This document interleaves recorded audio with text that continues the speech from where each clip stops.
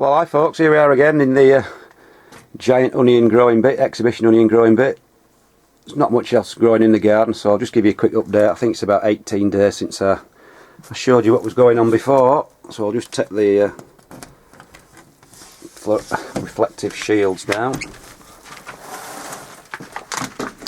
Right then, so these are my own Kelsaes from my own seed, which I sowed, I think it was about just before Christmas, so they've had about a month of growing now, and about maybe 3 weeks since germination. So as you can see, I've got the light really close to them, not touching because then it tends to burn the tips, but they're doing alright. I'm very happy with these.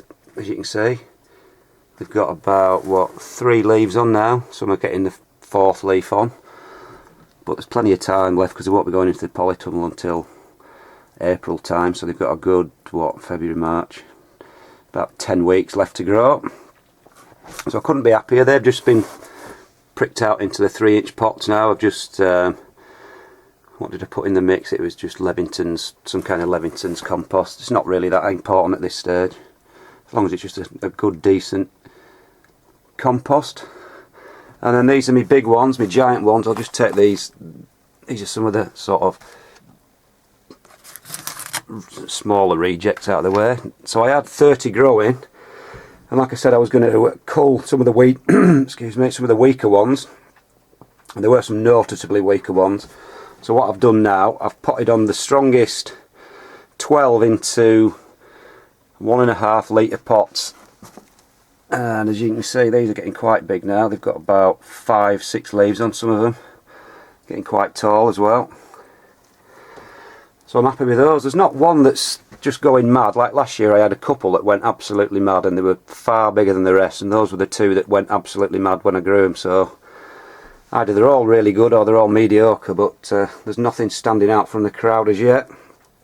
So I've potted this into some sort of what I would call stronger compost. It's got a bit of a soil based compost in it now to get them a bit slightly ready for planting into the soil beds. So I mixed 3 parts of Levington's compost to 2 parts John Innes number 2 compost to 1 part perlite, just to give it a bit of aeration, because they do like quite an open structured onions. They don't really want it waterlogged. They want quite an open structured compost with what's called soil to air porosity, which probably just means little air pockets in the soil.